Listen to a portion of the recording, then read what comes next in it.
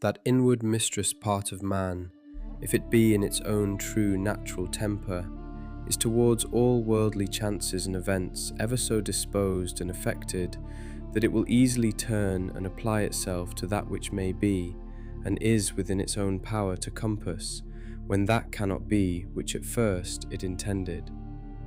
For it never doth absolutely addict and apply itself to any one object, but whatsoever it is that it doth now intend and prosecute, it doth prosecute it with exception and reservation, so that whatsoever it is that falls out contrary to its first intentions, even that afterwards it makes its proper object.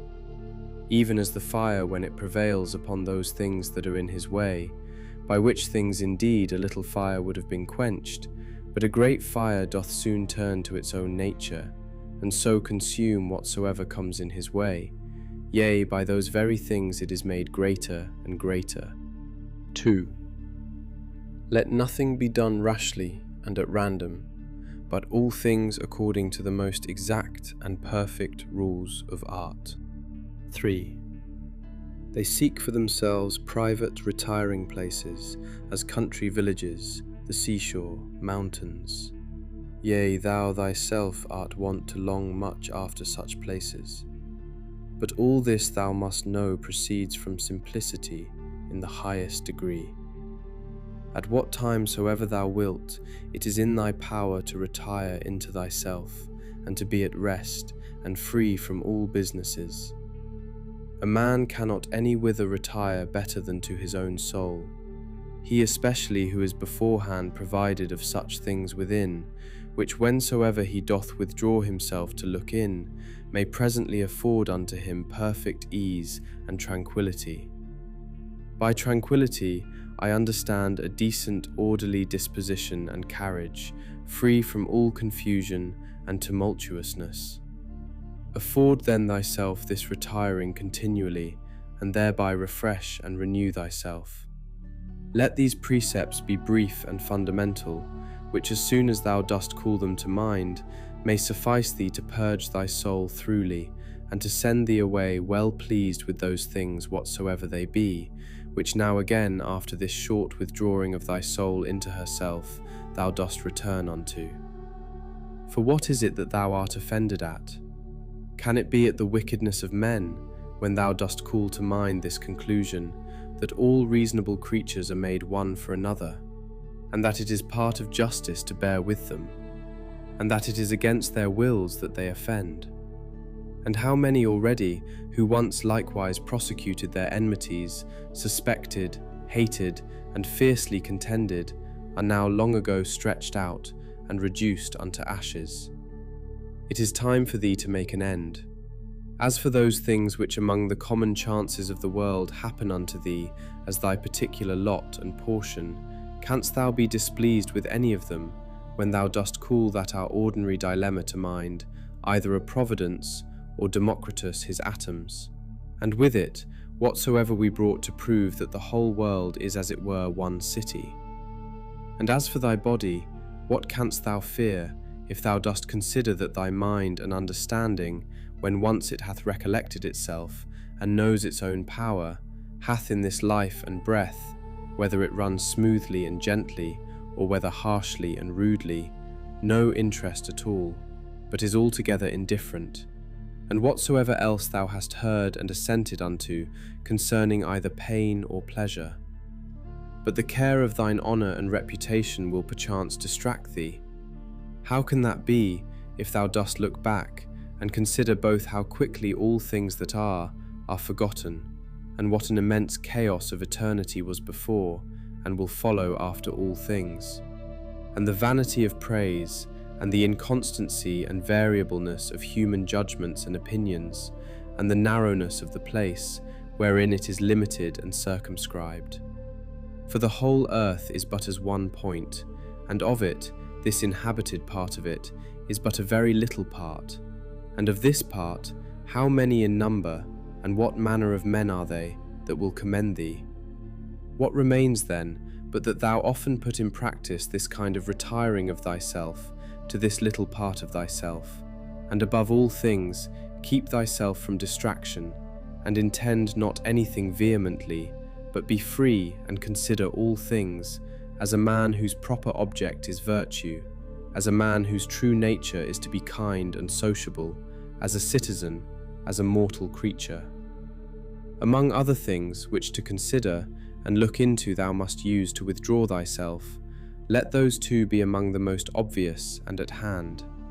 1. That the things or objects themselves reach not unto the soul, but stand without still and quiet, and that it is from the opinion only which is within that all the tumult and all the trouble doth proceed. The next, that all these things, which now thou seest, shall within a very little while be changed, and be no more, and ever call to mind how many changes and alterations in the world thou thyself hast already been an eyewitness of in thy time. This world is mere change, and this life opinion. 4. If to understand and to be reasonable be common unto all men, then is that reason, for which we are termed reasonable, common unto all. If reason is general, then is that reason also, which prescribeth what is to be done and what not, common unto all. If that, then law. If law, then are we fellow citizens. If so, then are we partners in some one commonweal. If so, then the world is, as it were, a city. For which other commonweal is it that all men can be said to be members of? From this common city it is that understanding, reason, and law is derived unto us, for from whence else? For as that which in me is earthly I have from some common earth, and that which is moist from some other element is imparted, as my breath and life hath its proper fountain, and that likewise which is dry and fiery in me. For there is nothing which doth not proceed from something, as also there is nothing that can be reduced unto mere nothing. So also is there some common beginning from whence my understanding hath proceeded. 5. As generation is, so also death, a secret of nature's wisdom, a mixture of elements, resolved into the same elements again, a thing surely which no man ought to be ashamed of, in a series of other fatal events and consequences which a rational creature is subject unto, not improper or incongruous, nor contrary to the natural and proper constitution of man himself. 6.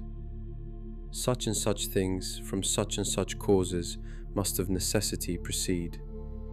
He that would not have such things to happen is as he that would have the fig tree grow without any sap or moisture. In sum, remember this, that within a very little while both thou and he shall both be dead, and after a little while more, not so much as your names and memories shall be remaining.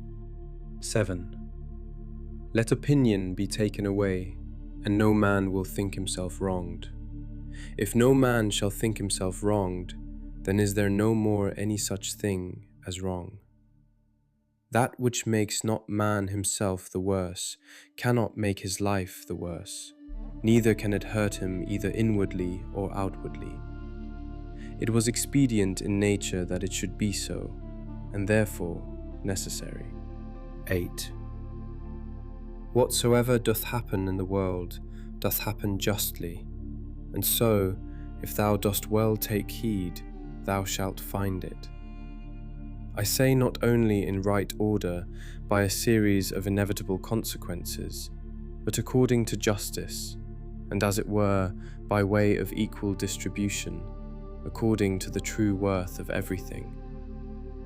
Continue then to take notice of it, as thou hast begun, and whatsoever thou dost, do it not without this proviso, that it be a thing of that nature that a good man, as the word good is properly taken, may do it. This observe carefully in every action. 9. Conceit no such things as he that wrongeth thee conceiveth, or would have thee to conceive, but look into the matter itself, and see what it is in very truth. X. These two rules thou must have always in a readiness. First, do nothing at all, but what reason proceeding from that regal and supreme part shall for the good and benefit of men suggest unto thee. And secondly, if any man that is present shall be able to rectify thee, or to turn thee from some erroneous persuasion, that thou be always ready to change thy mind, and this change to proceed, not from any respect of any pleasure or credit thereon depending, but always from some probable apparent ground of justice, or of some public good thereby to be furthered, or from some other such inducement. 11. Hast thou reason? I have. Why then makest thou not use of it? For if thy reason do her part, what more canst thou require? 12. As a part hitherto thou hast had a particular subsistence, and now shalt thou vanish away into the common substance of him who first begot thee, or rather thou shalt be resumed again into that original rational substance out of which all others have issued and are propagated. Many small pieces of frankincense are set upon the same altar. One drops first and is consumed, another after, and it comes all to one. 13th. Within 10 days, if so happen, thou shalt be esteemed a god of them, who now, if thou shalt return to the dogmata and to the honouring of reason, will esteem of thee no better than of a mere brute, and of an ape. 14. Not as though thou hadst thousands of years to live. Death hangs over thee. Whilst yet thou livest, whilst thou mayest, be good. 15. Now much time and leisure doth he gain, who is not curious to know what his neighbour hath said, or hath done, or hath attempted, but only what he doth himself, that it may be just and holy. Or to express it in Agathos's words, not to look about upon the evil conditions of others, but to run on straight in the line, without any loose and extravagant agitation. 16. He who is greedy of credit and reputation after his death doth not consider that they themselves by whom he is remembered shall soon after every one of them be dead, and they likewise that succeed those, until at last all memory, which hitherto by the succession of men admiring and soon after dying hath had its course, be quite extinct. But suppose that both they that shall remember thee and thy memory with them should be immortal, what is that to thee? I will not say to thee after thou art dead, but even to thee living, what is thy praise?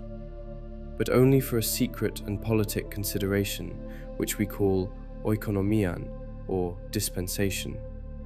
For as for that it is the gift of nature, whatsoever is commended in thee, what might be objected from thence, let that now that we are upon another consideration be omitted as unseasonable.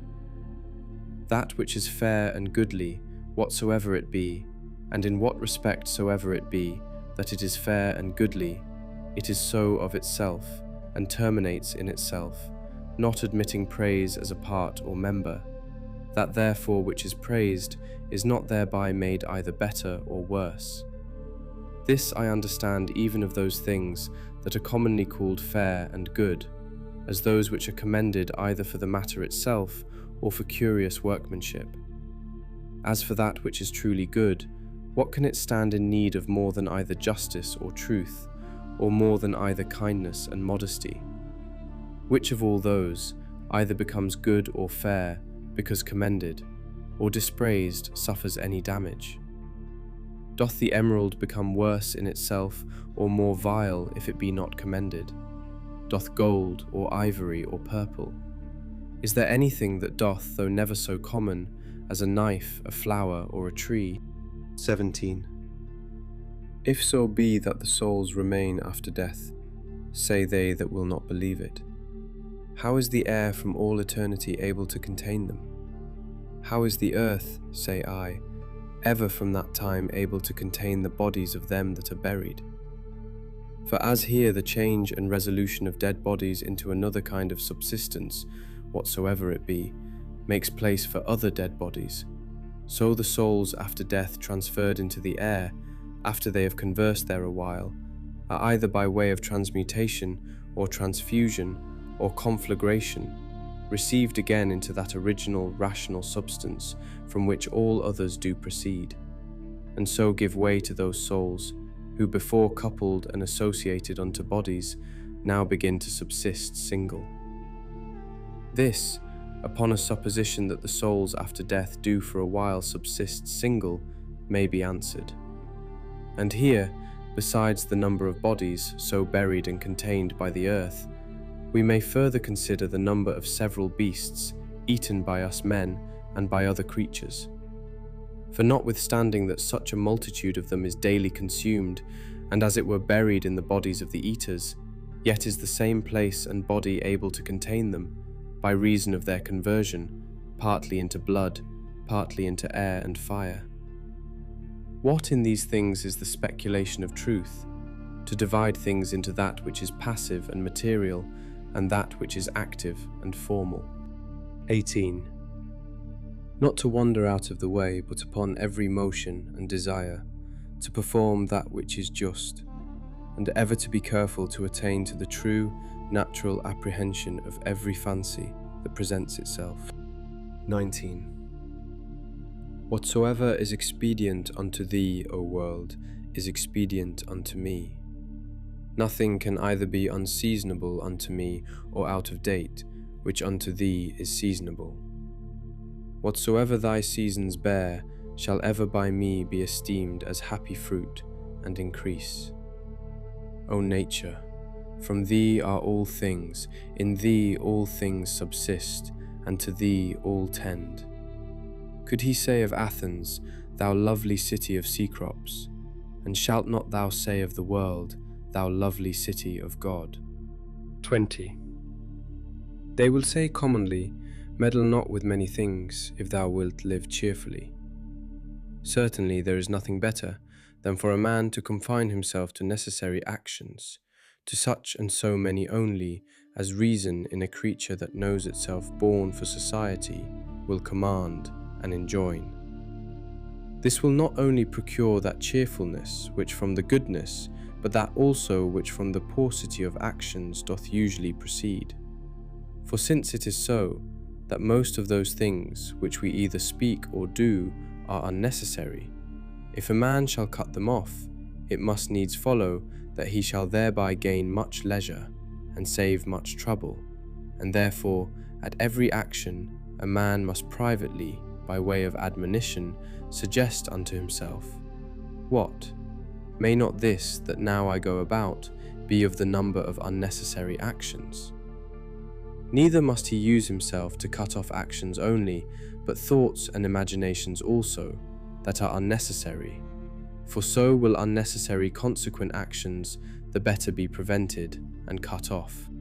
21. Try also how a good man's life, of one who is well pleased with those things whatsoever which among the common changes and chances of this world fall to his own lot and share, and can live well contented and fully satisfied in the justice of his own proper present action, and in the goodness of his disposition for the future, will agree with thee. Thou hast had experience of that other kind of life. Make now trial of this also. Trouble not thyself any more henceforth. Reduce thyself unto perfect simplicity. Doth any man offend? It is against himself that he doth offend. Why should it trouble thee? Hath anything happened unto thee? It is well, whatsoever it be. It is that which of all the common chances of the world, from the very beginning in the series of all other things that have or shall happen, was destinated and appointed unto thee. To comprehend all in a few words, our life is short. We must endeavour to gain the present time with best discretion and justice. Use recreation with sobriety. 22. Either this world is a cosmos or comely peace, because all disposed and governed by certain order. Or if it be a mixture, though confused, yet still it is a comely peace. For is it possible that in thee there should be any beauty at all, and that in the whole world there should be nothing but disorder and confusion? And all things in it too, by natural different properties one from another differenced and distinguished, and yet all through diffused, and by natural sympathy one to another united, as they are. 23. A black or malign disposition, an effeminate disposition, an hard, inexorable disposition, a wild, inhuman disposition, a sheepish disposition, a childish disposition, a blockish, a false, a scurril, a fraudulent, a tyrannical. What then? If he be a stranger in the world that knows not the things that are in it, why not be a stranger as well, that wonders at the things that are done in it? 24. He is a true fugitive that flies from reason, by which men are sociable. He, blind, who cannot see with the eyes of his understanding. He, poor, that stands in need of another, and hath not in himself all things needful for this life. He, an apostemy of the world, who by being discontented with those things that happen unto him in the world, doth, as it were, apostatize, and separate himself from common nature's rational administration. For the same nature it is that brings this unto thee, whatsoever it be, that first brought thee into the world. He raises sedition in the city, who by irrational actions withdraws his own soul from that one and common soul of all rational creatures. 25. There is who without so much as a coat, and there is who without so much as a book doth put philosophy in practice. I am half naked, neither have I bread to eat, and yet I depart not from reason, saith one. But I say, I want the food of good teaching and instructions, and yet I depart not from reason. 26.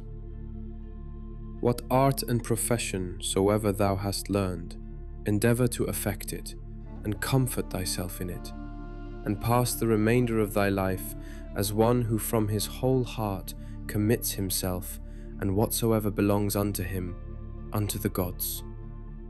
And as for men, carry not thyself either tyrannically or servilely towards any. 27. Consider in my mind, for example's sake, the times of Vespasian.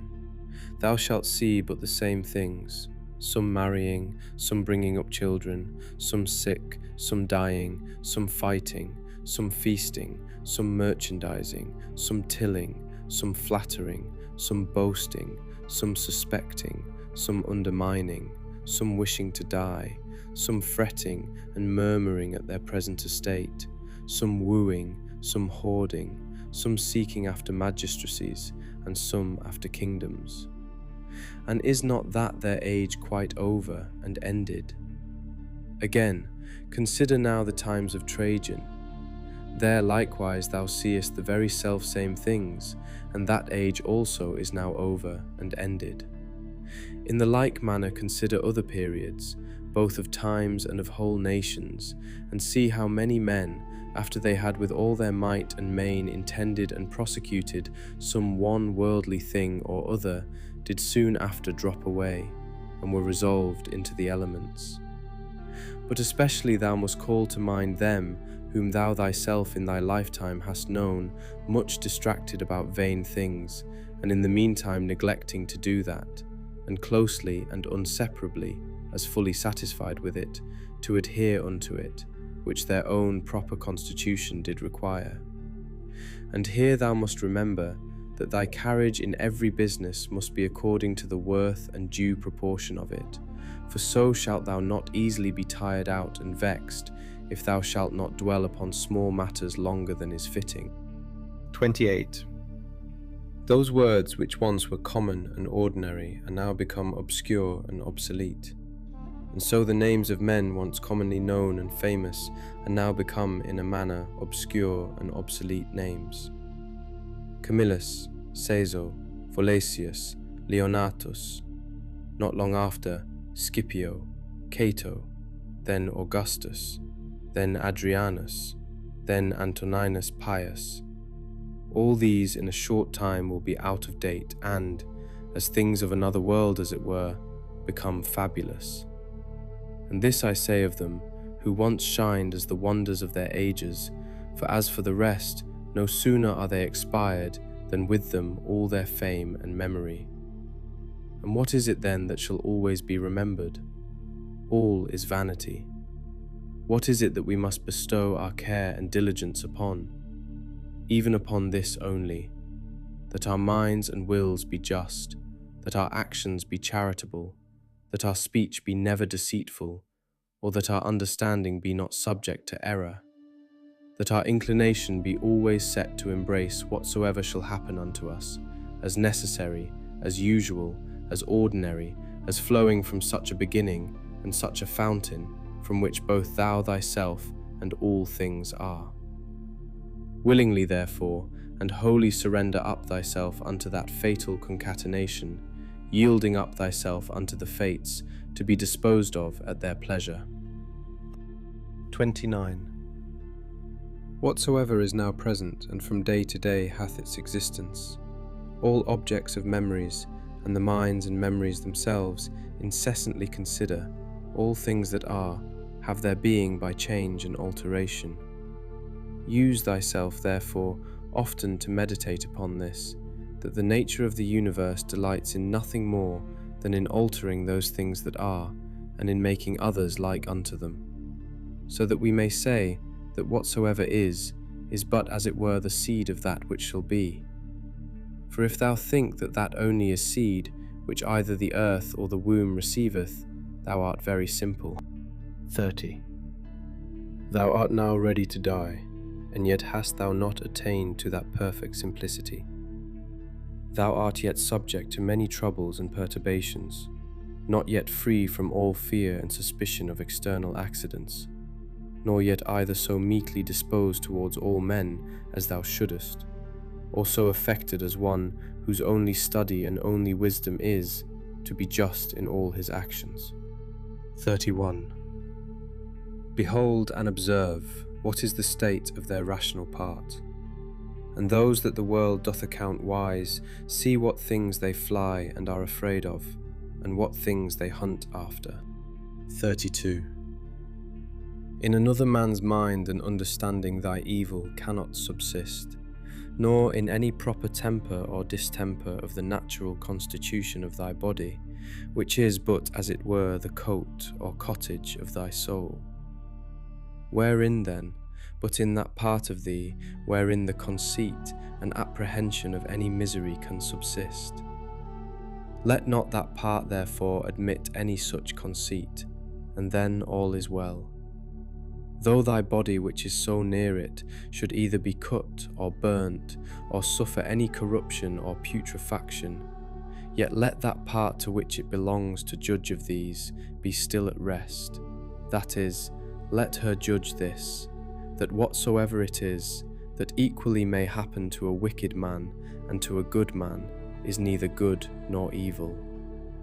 For that which happens equally to him that lives according to nature, and to him that doth not, is neither according to nature nor against it, and by consequent, neither good nor bad. 33. Ever consider and think upon the world as being but one living substance, and having but one soul, and how all things in the world are terminated into one sensitive power, and are done by one general motion as it were, and deliberation of that one soul, and how all things that are concur in the cause of one another's being, and by what manner of connection and concatenation all things happen. 34. What art thou, that better and divine part accepted, but as Epictetus said well, a wretched soul, appointed to carry a carcass up and down? 35. To suffer change can be no hurt, as no benefit it is by change to attain to being. The age and time of the world is as it were a flood and swift current, consisting of the things that are brought to pass in the world. For as soon as anything hath appeared and is passed away, another succeeds, and that also will presently out of sight. 36. Whatsoever doth happen in the world is, in the course of nature, as usual and ordinary as a rose in the spring and fruit in summer. Of the same nature is sickness and death, slander and lying in wait, and whatsoever else ordinarily doth unto fools use to be occasion either of joy or sorrow. That whatsoever it is that comes after doth always very naturally, and as it were familiarly, follow upon that which was before. For thou must consider the things of the world not as a loose independent number, consisting merely of necessary events, but as a discrete connection of things orderly and harmoniously disposed. There is then to be seen in the things of the world not a bare succession, but an admirable correspondence and affinity. 37. Let that of Heraclitus never be out of thy mind, that the death of earth is water, and the death of water is air, and the death of air is fire, and so on the contrary. Remember him also who was ignorant whither the way did lead, and how that reason, being the thing by which all things in the world are administered, and which men are continually and most inwardly conversant with, yet is the thing which ordinarily they are most in opposition with, and how those things which daily happen among them cease not daily to be strange unto them, and that we should not either speak or do anything as men in their sleep, by opinion and bare imagination. For then we think we speak and do, and that we must not be as children who follow their father's example, for best reason alleging their bare kathoti pariliphamen, or, as by successive tradition from our forefathers we have received it. 38. Even as if any of the gods should tell thee, thou shalt certainly die tomorrow, or next day, thou wouldst not, except thou wert extremely base and pusillanimous, take it for a great benefit, rather to die the next day after than tomorrow. For alas, what is the difference? So, for the same reason, think it no great matter to die rather many years after than the very next day. 39. Let it be thy perpetual meditation how many physicians who once looked so grim and so theatrically shrunk their brows upon their patients are dead and gone themselves. How many astrologers, after that in great ostentation they had foretold the death of some others, how many philosophers, after so many elaborate tracts and volumes concerning either mortality or immortality, how many brave captains and commanders, after the death and slaughter of so many, how many kings and tyrants, after they had with such horror and insolency abused their power upon men's lives, as though themselves had been immortal, how many, that I may so speak, whole cities, both men and towns, Hellas, Pompeii, Herculaneum, and others innumerable, are dead and gone. Run them over also, whom thou thyself, one after another, hast known in thy time to drop away. Such and such a one took care of such and such a one's burial, and soon after was buried himself. So one, so another, and all things in a short time.